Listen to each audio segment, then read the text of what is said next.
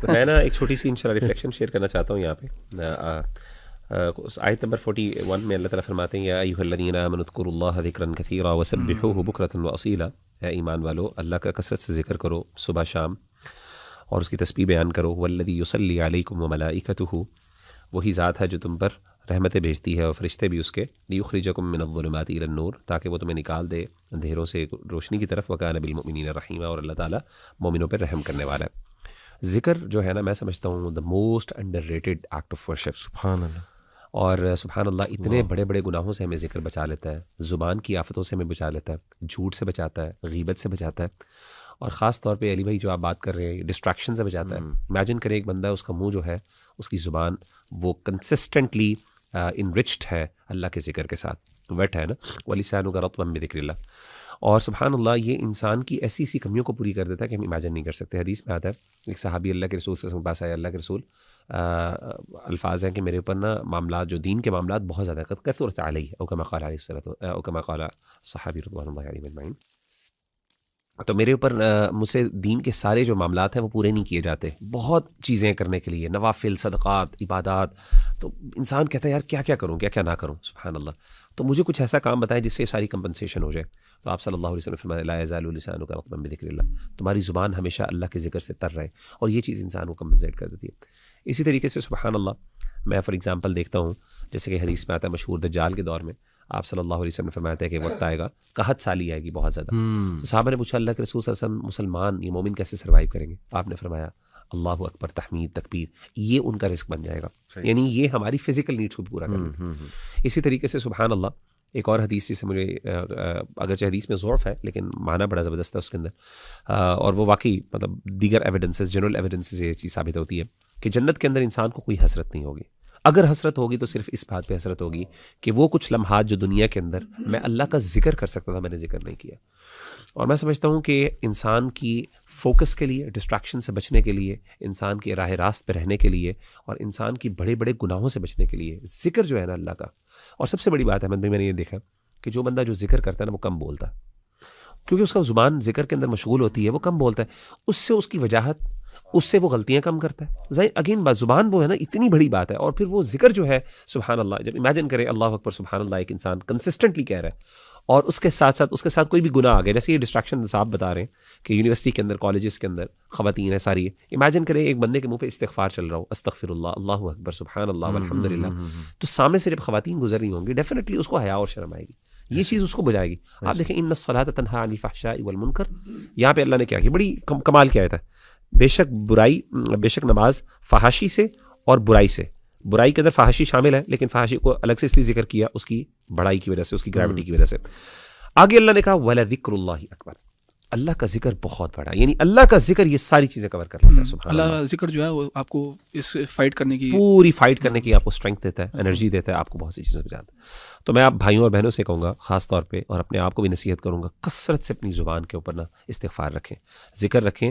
اور اس کا سب سے بڑا فائدہ پتہ کیا ہے؟ خاتمہ بالخیر. امیجن کریں کہ انسان کے منہ پر اگر عادت ہے کہ ہر وقت اللہ اکبر، لا الہ الا اللہ واللہ اکبر، یہ سارے الفاظ آتے ہیں، انسان جب مشکل میں ہوتا ہے علی بھائی تو انسان اڈیپٹ کرتا ہے، یعنی بولتا ہے. عام طور پر ہمارے منہ سے نا گندی گالیاں نکلتی ہیں لوگوں کے منہ سے، ایف ورڈ نکلتا ہے، ایس ورڈ نکلتا ہے، اس طرح کے ورڈز نکلتے ہیں جب تکلیف آتی ہے، کوئی پریشانی ہے. تو امیجن کریں کہ ایک بندے کو ذکر کی عادت ہے، تو جب کوئی مشکل آئے گی تو اس کے منہ سے اللہ کا نام نکلے گا. موت کے وقت اللہ کے حسب اللہ اکبر، کوئی خوشی دیکھے گا اللہ سبحان اللہ کہے گا، کسی سے نظر بچانے سے محفوظ ہو جائے گا، نظر لگوانے سے محفوظ ہو جائے گا، کیونکہ جب بھی کوئی اچھی چیز دیکھے گا الحمدللہ کہے گا. اللہ جزاک اللہ خیر. مغیرہ بھائی میں بھی نا اسی آیت کو شیئر کرنا چاہ رہا تھا، تو اس میں دو چیزیں ایڈ کروں گا انشاءاللہ. رسول اللہ صلی اللہ علیہ وسلم کی حدیث ہے، اس میں آپ صلی اللہ علیہ وسلم نے کہا ذکر کے بارے میں غراس الجنہ، کہ یہ جنت کا سبزہ ہے. اور کچھ علماء جو ہے اس کو ایکسپلینیشن میں کہتے ہیں کہ سبحان اللہ، الحمد للہ، اللہ اکبر، یعنی تحمید، تحلیل وغیرہ، اللہ تعالیٰ کا ذکر کرنا جو ہے یہ انسان کو جنت میں بیسکلی آپ باغ لیتے ہو اس سے. یعنی اگر آپ 100 دفعہ سبحان اللہ کہتے ہو تو ہر سبحان اللہ کے اوپر اللہ تعالیٰ آپ کو ایک چھوٹا سا باغ دیتا ہے جنت کے اندر.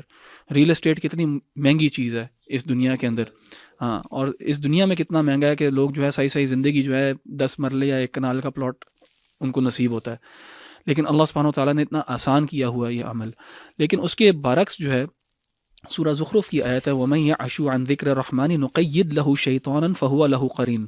اللہ تعالیٰ کہتے ہیں جو اللہ تعالیٰ کے ذکر سے ہٹتا ہے، اللہ تعالیٰ کے ذکر سے دور ہوتا ہے، اللہ تعالیٰ کے ذکر سے اعراض کرتا ہے، تو اللہ کیا کرتے ہیں نُقَيِّدْ لَهُ شَيْطَانًا فَهُوَ لَهُ قَرِينٌ، تو اس کے ساتھ ایک شیطان لگا دیتے ہیں، وہ اس کا قرین بن جاتا ہے، وہ اس کا جو ہے ایک لحاظ سے دوست بن جاتا ہے، اس کو وسوسہ دیتا ہے. تو ذکر جو ہے اگر وہ نہیں ہوگا، یعنی عدم الذکر جو ہے وہ شیطان کے لیے آسانی ہو جاتی ہے کہ انسان کے اوپر وار کرے. تو وہی آپ کی والی بات ساری جو ہم باتیں اپنی کنیکٹ کریں، تو اگر حل کسی چیز کا ہے تو اللہ تعالیٰ کے ذکر کے اندر ہے، اور نماز کو بھی اللہ تعالیٰ کا ذکر ہی قرار دیا ہے. وَأَقِمِ الصَّلَاةَ لِذِكْرِي، کہ نماز قائم کرو میرے ذکر کے لیے. تو اللہ تعالیٰ کا ذکر جو ہے وہ اس دنیا میں ایسا عمل ہے جو دنیا میں بھی فائدہ دے گا، اور آخرت میں تو ظاہر ہے فائدہ ہی فائدہ ہے اس چیز کا. تو اللہ تعالیٰ ہم سب کو توفیق دے کہ ہم اللہ تعالیٰ کا ذکر کثرت سے کر سکیں. آمین. اور انٹرسٹنگلی میری دوسری reflection is actually complementing what you guys said. یہ سورہ فاطر کی آیت نمبر 8 ہے. افمن زُیِّنَ لَهُ سُوءُ عَمَلِهِ then is one to whom the evil of his deed has been made attractive, so he considers it good.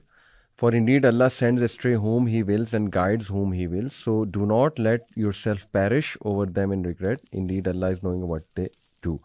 اب یہ بھی کمپلیمنٹ اس طرح کر رہا ہے احمد بھائی کہ ذکر سے ہم دور رہیں گے تو ولنریبل ہو جائیں گے فتنوں کے لیے اور شیاطین کے لیے.